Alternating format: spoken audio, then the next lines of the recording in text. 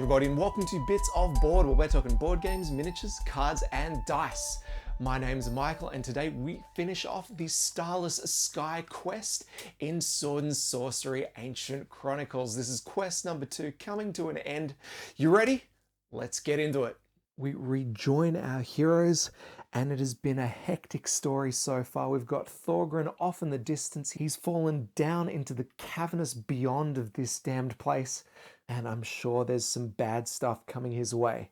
The next hero activation is going to be Xian, who's hopefully going to follow Thorgrin into the depths, hopefully getting off a heal as well. So let's send her down. How many points of movement does she need? 4 to get to the waypoint. I think we can pull this off. So we'll go 1, 2, 3, spend an action. Let's resolve waypoint 6. The hero comes to the edge of a cliff, but unfortunately there is not enough light to see the bottom. The active hero may spend 1 action to go down the cliff. Otherwise, nothing happens, or we don't have any actions. No, damn it. We move into Artemis's activation. We spend her movement activity, 1, 2, 3, and 4. And then we'll spend her action to search. We roll the red die and get a bolt, awarding us 25 crowns. Cool. And then we move into Xantara's turn, and he too is going to be too far away to get down there to help. Oh, for Xantara, I want to get down to this coin, but it does mean we have to resolve waypoint X on the way through, and I know it's going to be a trap. Ugh. Let's go around. We're going to go 1, 2, 3, because I'm a scaredy cat. We'll spend an action to move, and then a free action to pick up. Nice. We hit the event phase, and we discard story event 2. We move into the time phase. Thorgrin cops a damage for his poison, which means we're up to rage 4. And then we're going to roll to see if he can save. Come on, lightning bolt. You bastard. All right. And because there's no enemies on the map, that drops back down to a 3. So I guess the poison is keeping his rage up enough. Back into the battle phase, and we'll activate Thorgrin. I'm thinking we're going to have to go see what's over here, because that spider web area looks really bad, despite the fact that there's some, treasure over the other side. So we will spend our movement activity, and we're going to go ahead and resolve waypoint 2. Through the sticky web, the hero glimpses a way out. First, he will need to escape the webbing. He can try to escape with his agility or use brute strength to break free. So basically, we can either use our combat activity or action to pass through here. And I'm thinking our combat activity is going to be far more valuable to us here. So we will use the first of our 2 actions. The hero attempts to escape using his agility. Roll 1 blue die. And of course, this check is way easier if you're actually a dexterity-based character. So maybe I should have used combat. But we do make the shield rolled, which is fantastic. Our hero is rewarded as he breaks free from the web, discovering a hidden passage previously obscured by the sticky strands.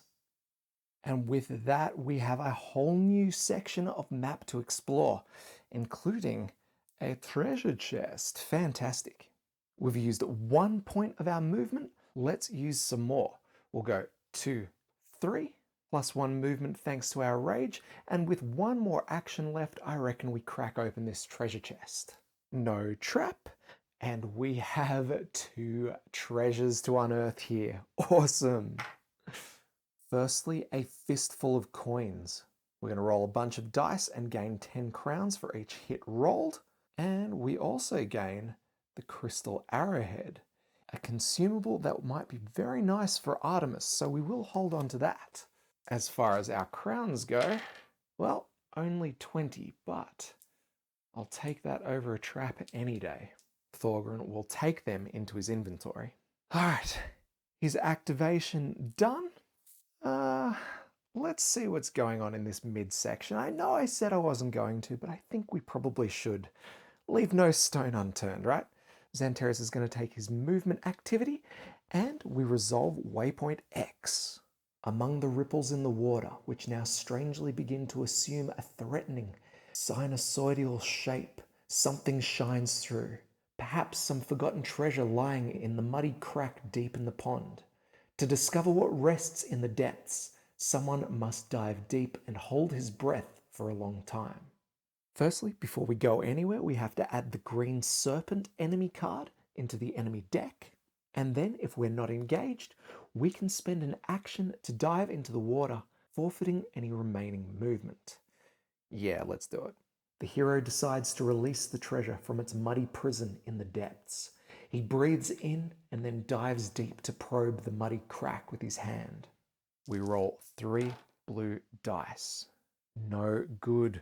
We need a shield, we need a lightning bolt, and we need a star. So we are unsuccessful this dive.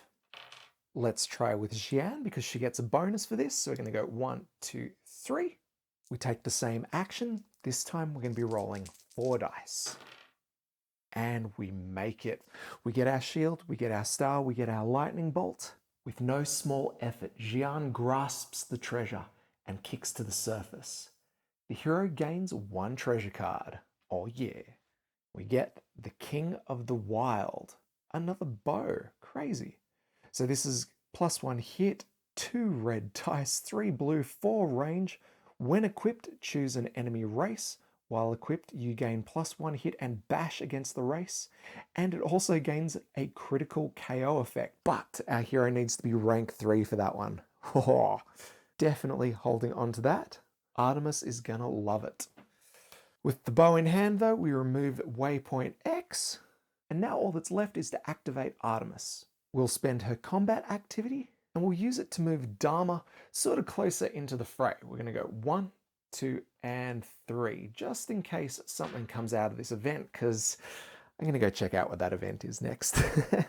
We spend her action to dash into the event space, and let's see what's going on there. Hidden trap, boo. Draw a trap card, apply its effect starting from the active hero's area. If the trap card drawn is not a trap, draw another. Oh man. I draw, and we get Mortal Cloud. Roll 1 red die. Each hero within 1 area suffers 1 hit point per hit rolled. Ha, sucker. I knew it was going to be a trap, but we make it through unscathed. Perfect. All that's left is to spend our movement activity and we'll settle in with Dharma, and that's it for the round. Still no enemies on the map, so we move into the event phase. We draw our event, and ladies and gentlemen, we have story event number 3. Finally, the threatening shadow reaches its prey, revealing itself to be a hulking, devilish spider. Its 8 red eyes scan the area with a murderous glare. Nothing can escape this scrutiny. Its palps move rhythmically. Its chelicerae drip with poison, and its 8 armored legs grasp the web with wicked paired claws. Untold millennia of evolution have transformed this creature into the perfect predator, a soulless butcher. And with that, our new area swarms with enemies. I think we're in a bit of trouble here. The serpent we disturbed from the central pool has appeared. It has a protection shield, which gives it +2 magical shields, of which it only regenerates 1 each time phrase, but still very tough to kill, especially with 9 hit points on the line there. Yikes. More importantly though, we have finally our first red enemy, the Elder Spider. And this sucker has 15 hit points and swiftness, which will potentially give it an extra activation each event phase. So I'm sort of worried about that, yeah. Now, another change that you'll see here is we've actually taken off the spawn location, replacing it with a nest. I guess once we kill the nest, that spawn location can come back. But I think at that point, we're probably going to be maybe done with this mission. We'll soon find out. Either way, though, I'm totally spooked. Oh, we do have to remove Waypoint 5. All right, all that done. Let's get into our activation. And I'm thinking, Thorgrim, we need to find out where this tunnel goes. Hopefully, we can find a way back to the group so we can take on the boss, I hope, as a team. We'll use our movement activity, and we now resolve Waypoint 3. The passage climbs steeply upward. Ignoring the lurking creatures in the darkness, the hero perceives faint sounds from the end of the tunnel. And it looks like we've found our way out, thank goodness. Now here we're also instructed to spawn 2 venoms, but because our spawn point has been covered by the nest, I think we skip that here. Not to worry though, the nest will be churning them out in no time, far out. We've really got to regroup. So what I'm going to do here is continue the movement. Our next point will be there, and I will interrupt here to search as well. So I will flip that open. Oh, there's a potential trap, gross. We spend one of our actions and roll the red die, and we get the star, perfect. And it's another treasure, sweet. We get the Cloak of the Kings. This is an offhand weapon, interesting.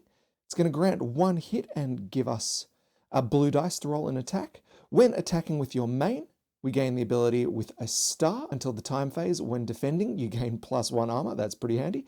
And when defending, we get lightning bolt until the time phase the attacker gets -1 armor. Very, very cool. And I think we can equip that straight away. Probably going to come in handy. All right. We are 2 movement in and 1 action done. We will continue out with our last point of movement into there. And I think we're going to get out. We resolve Waypoint 4. The tunnel ends, and the faint sounds resolve into the rushing of the waterfall from the pool the heroes visited some time ago. A thin wall of rock is all that divides this tunnel from the huge cavern that Thorgrim visited before he was caught in the rockfall. The stone wall, as thin as it may be, appears quite difficult for a single hero to break. Yet if someone were to dig from the other side at the same time, the wall could be breached. Oh man. So for us to get through this wall, we need another hero on the other side. No! This is where we're going to make our stand, but this is all we can do for the moment. Oh! We will use Anara's shard though to heal up a point of damage. But I think that's it. We move to the enemy phase. Rolling for the nest, we summon 1 venom, and then we draw our encounter card. This time we activate no enemies, but reshuffle the encounter deck. We come to the end of the enemy turn, and the venom advances, but unfortunately that is not all. As the Elder Spider has quickness, he still gets an activation even though he wasn't activated by an encounter. In this case, we're just using his plus ability, advancing him 3 areas towards the closest hero, but he's on his way.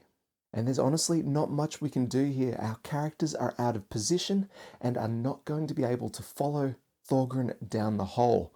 We need to regroup at the stone wall. We'll begin by activating Xian, and we'll move her right up against the wall here. And then with one of her actions, we're going to use the healing wave, healing up 2 points of damage. Back to the enemy turn, and no venoms appear this time. We draw our encounter, and we activate all green enemies. The serpent just moves 2 spaces, and then we move to the end of the enemy phase. The venom advances, 1, 2, 3, and unfortunately so does the Elder Spider. Back to our hero's activation. This time we'll activate Artemis, using her movement activity and her combat activity to move her and Dharma into the same space as Xian. Again, that's it though. And we're back into the enemy turn. Place a venom, draw an encounter, and activate all fighter enemies. This is our serpent advancing 2 spaces forward. Then, coming to the end of the enemy turn, a venom launches itself onto Thorgrim, and the Elder Spider gets to activate. Now here, while it is now within range of 2, it doesn't actually have line of sight onto Thorgrim, so again we use its plus ability. We move up to 3 areas towards the nearest hero, and then if he's charged up and engaged, we use Web Spit, placing a web token into the area, slowing Thorgrim in his tracks.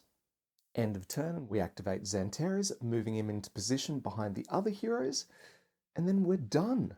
We roll the venoms, 1 more appears, we draw an encounter card, activating all wounded enemies, none on the board, so we get to our otherwise.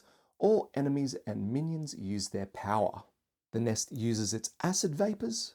Oh, And this is something I haven't noticed before, whoops. Acid Vapors actually causes an attack against all characters in the space. And that means Venoms as well. I guess we roll. And while we don't roll any hits, it does 2 hits automatically, so I guess the little Venom is defeated. Ha! We move to the Serpent and resolve his lurking. We move him to the closest open spawn point and heal 3 hit points. Well, unfortunately no open spawn points on the map, so we leave him there. And then that's it. We advance our Venom, and then all that's left is to attack with the Elder Spider. Now his target's at range 0 and slowed, so he's going to be sending off a poison, which in this case is going to damage Thorgrim because he's, already poisoned. It then moves in for the bite, scoring 2 hits. Thorgrim's got his defense dice at the ready, and we do exceptionally well. The Elder Spider then moves out of his space, and the battle phase is done. We move into the event phase, and we roll for the Elder Spider's swiftness. No activation. We may have jagged this, guys and gals. We discard the top card of the event deck, and resolve the Venoms, one causing 1 more damage to Thorgrim. Now into the time phase, we can see if he makes it. First, he cops 1 point of damage for the poison he has, and then we roll for the save, hoping for a lightning bolt. No good. We advance the cooldown on Xian's heal, and finally discard the web token, refreshing the Elder Spider's ability. We move into the battle phase, into Thorgrim's turn, and this is going to be one epic turn. Because we have at least one hero on the other side of the wall, we can spend our action breaking it down. Thanks to the joint efforts of the heroes, the wall breaks apart and the way is open. We remove the rock wall and gain 1 more soul for the bank. And I think we're going to need him, because that's it for Thorgrim. He's slowed and can only use 1 of his activities per turn. Now that's not to say we can't use free actions, so we'll heal up a point of damage with a Naris Shard, but that's his turn over. We roll for the Venoms, none. We draw an encounter, activating up to 2 enemies, and let's see how this plays out. The Elder Spider just has Thorgrim in line of sight, so he's going to use Web Spit again. Boom. He's going to move to engage, and then he's going to attack with Claws. 1 hit, plus 2 more. Thorgrim rolls his defenses, and while he saves 2, 1 damage sneaks through. And I don't think there's anything we can do for him here. That poison will take him out next round. Next we activate the Serpent, as always, moving 2 points forward. And then now that we're at the end of the enemy activation, the Venom activates, taking on Thorgrim. We move into the hero activation, and there is no point running into a webby old area, especially when we have a ranged specialist on the sidelines. Artemis, it's time to activate you. And we're going to begin by spending an action, activating your precise strike. We get to draw a critical hit. Let's get this one. -1 to max health. That is a very good start. And then we roll the attack. 3 hits plus another critical. Again, we draw and we get -1 to armor.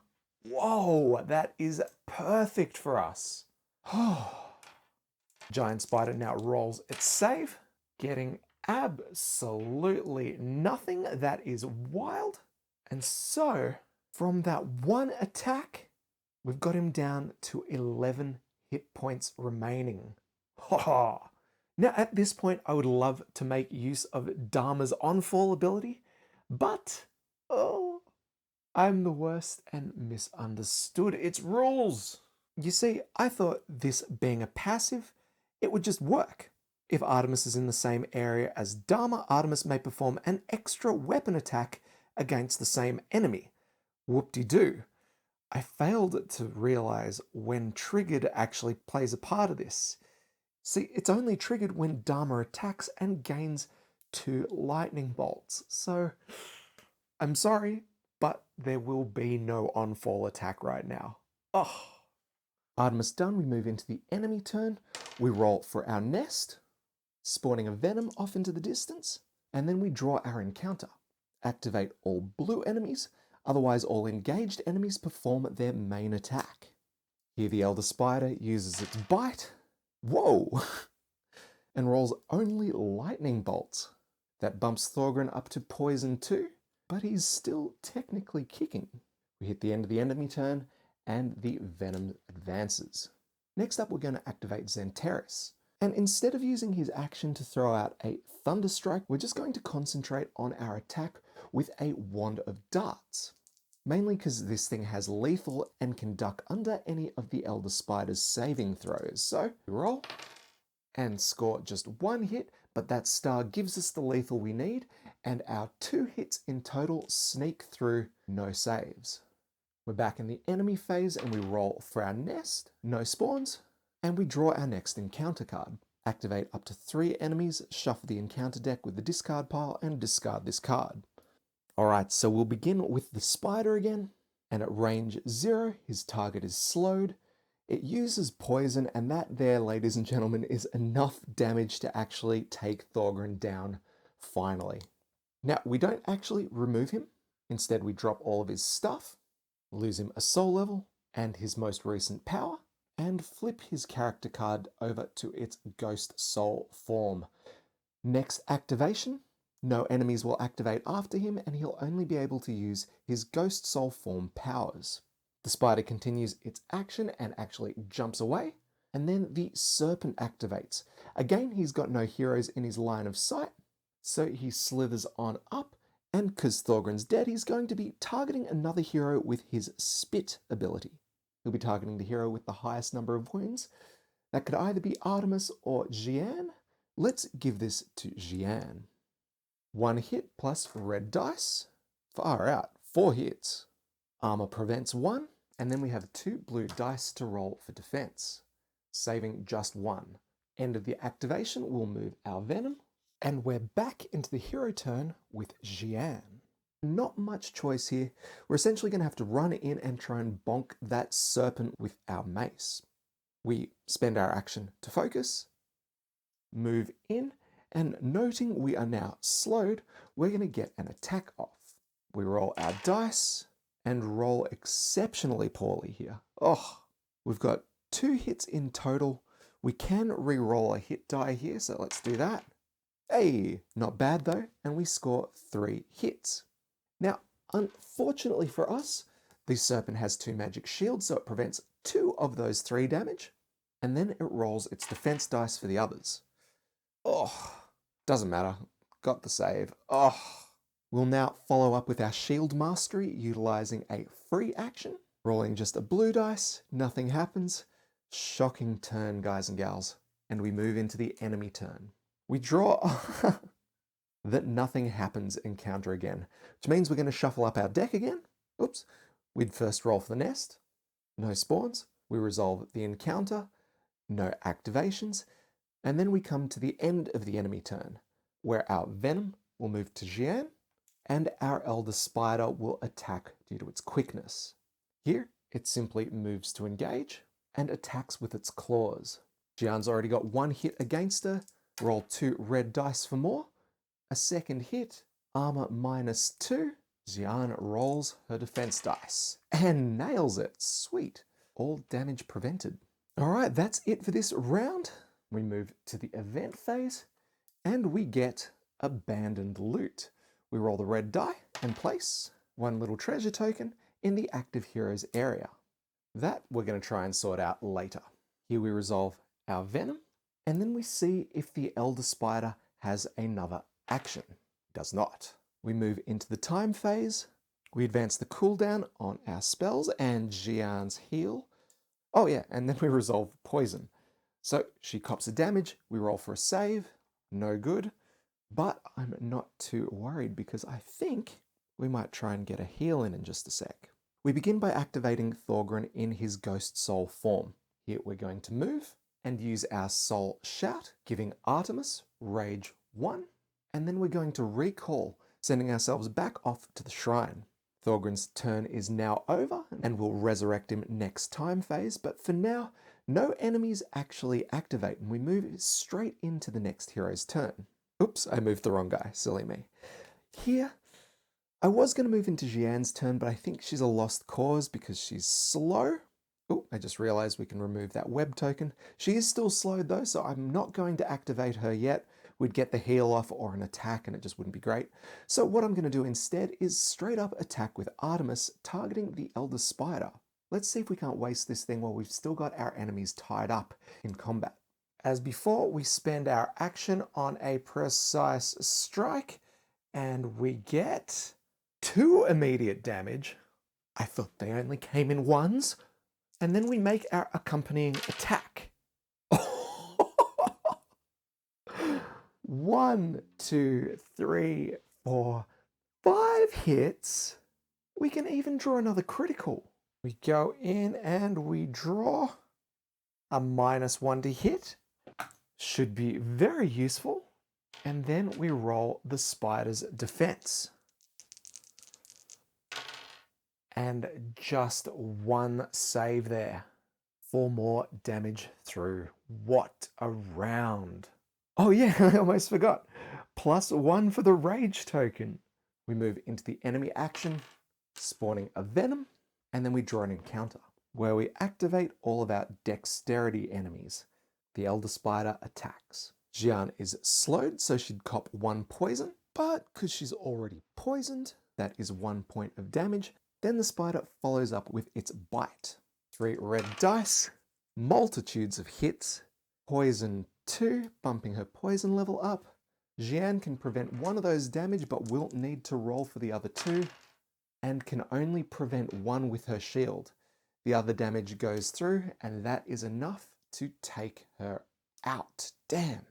We drop her coin, we flip her over into a ghost soul form, and we discard her shield mastery. That done, we hit the end of the enemy turn and the venom activates. Right, so we're not doing great. We've lost 2 heroes so far, which is a massive pain, but we push on. So Xian, she, like Thorgrim, who gave his rage token to Artemis, is going to move 1 space, granting +1 defense or parry to Artemis. Nice. She's then going to recall, and then next time phase, we're hopefully going to be able to resurrect all of our heroes. Oh my goodness, and I almost forgot the Elder Spider runs away, and that is very important for what's about to happen next, because it's Xantara's action, and he would have a shot at taking the Elder Spider out if he was in range, but he doesn't, so it's a bit of a shame. What we will do here, though, is cast our Confusion against the Serpent. This causes the Serpent to attack itself. 1 hit, 4 blue dice, 4 hits in total, 3 of them lethal. The Serpent rolls for the 4th, makes the save, but that is still 3 damage dealt. Pretty good. We roll for Flux. Oh, nice. Confusion actually finishes its cooldown, but we don't have any more combat activities to use it, so that's a bit of a shame. Let's go our Thunderstrike. 3 hits, and that is a KO. I don't think it helps us out though, as the Serpent doesn't have armor, just 2 dice for defense. Both of which failing, so all 3 points of damage go through. Good stuff. That done, we come into our enemy turn, no new venoms, and we draw our encounter card. Activate all purple enemies, otherwise activate all highest rank enemies. The Elder Spider goes off. Now, he currently doesn't have line of sight to Artemis here, so we're going to have to use his plus ability, moving up to 3 areas in and laying down a web spit. That's it though. The venom advances, and we move into the event phase. We roll to see if the Elder Spider activates, and he does not, and then we discard the top card of the event deck. And Artemis loses her shield and rage, and then we're given the opportunity to resurrect our fallen heroes. With both now at level 1, this is going to cost us 2 soul points to do, so I'm going to happily do that, and our heroes get back into action. Now, Artemis is slow here, but we are still going to activate her for her attack. Well, kinda. We're going to begin by focusing, giving her +1 hit when she attacks. But instead of actually attacking with her bow here, we're going to see if we can't get Dharma a shot. Because if we are successful enough here, we're going to be able to get a legitimate on-fall attack in against this thing. So we roll the attack dice. 1, 2, 3 hits and lightning bolts galore, which is exactly what we need. First, the Elder Spider rolls for defense, failing across the board here. 3 damage punching through. Oh my god. 1 more and we've got this.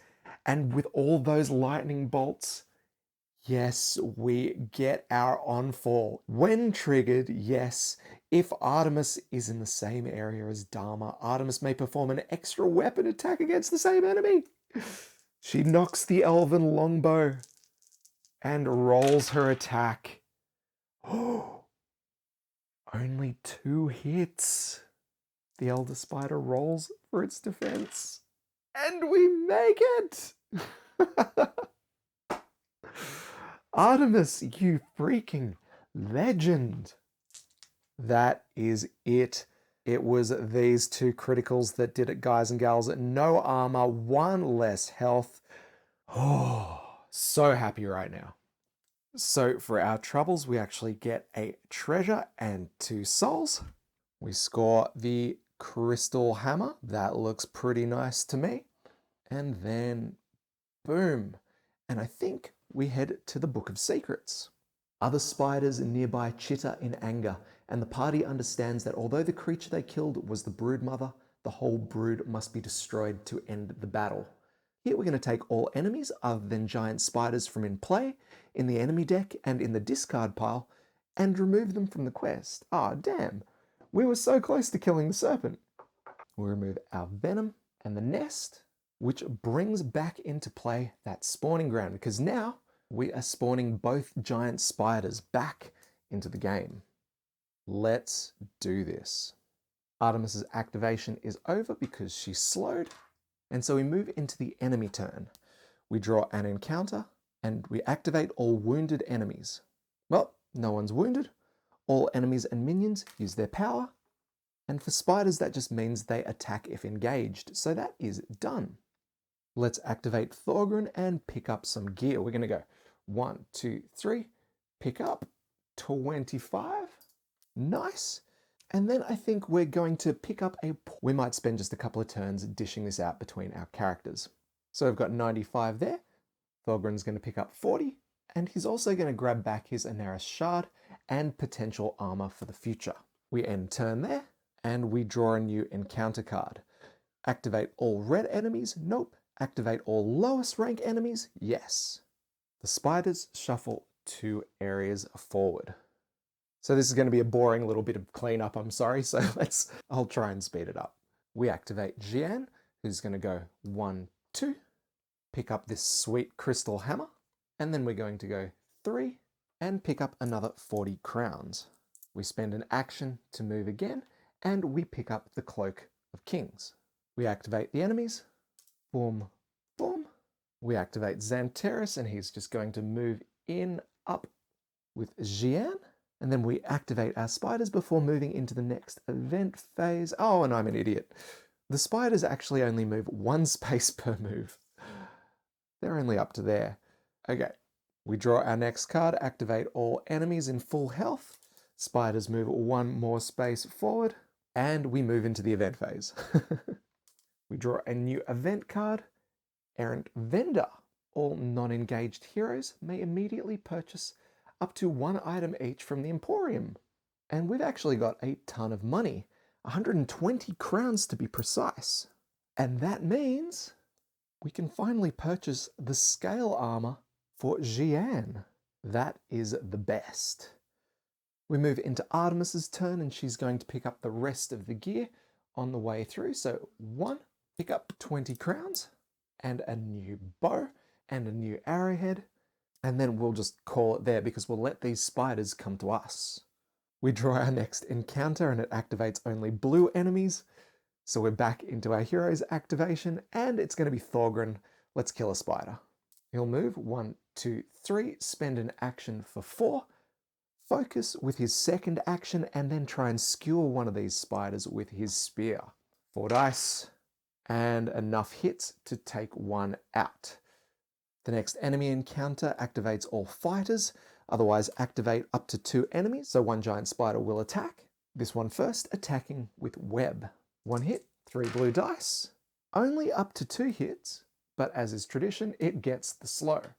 Thorgrim rolls defenses, defends 1, and takes 1 damage, bringing him up to Rage 1 again. The spider then moves in and uses its Entrap ability, knocking Thorgrim over, and unless he saves, dealing 1 more point of damage, he makes the save. Jeanne's turn now though, and she might be able to end it. We move in, 1, 2, 3, spend an action to focus, and then attack with her mace. Ooh, and that's only 1 hit. We can re-roll 1 die, which we will, but that doesn't do anything either. Just 2 damage on this one. We draw the next encounter, and we'll be activating up to 3 enemies here and reshuffling the deck. The spider attacks Jan with a bite. No hits, wow. And then moves away 1 area. Let's go, Xantaras. 1, 2, focus, and attack with the Wand of Doom. 1 hit, 2 with the focus. We get a slow, doesn't matter, that's enough. And the giant spiders are vanquished. The exhilarating victory turns to confusion as the heroes' minds falter and they pass out. The cumulative effects of unseen poisonous fumes drag the party to the ground, weakened and easy prey for the merciless creatures roaming the Underrain. The party gains 1 soul per hero, woohoo, and 1 time for every 2 unrevealed event cards left in the event deck. Just 1, and we're done. The party moves from the underground caves to the Colosseum and quest number 3. All right, so that was a pretty big quest for us. We definitely learned how vulnerable our characters are without some decent equipment behind them. Not sure I should have forked out on the big armor for Xian, but I know it's going to pay off in the long run. We just have to survive for all that time. So far, having a great time with the challenge here. Not sure I'm going to continue the playthrough straight away here. Give me a little bit of time to recoup. Honestly, those venoms have taken a lot out of me. But that slight fiddly nature aside, they do present a constant pressure for our heroes to surpass, so I appreciate. That's all I'm going to say though. We will call it there. If you've enjoyed the video, make sure you like, comment, and subscribe and do all the things that you guys can do to help this channel grow. And if there's anything in particular you guys want to see the next eps, make sure you let me know. Other than that though, we are done. So as always, my name's Michael. This is Bits Aboard. We'll catch you next time.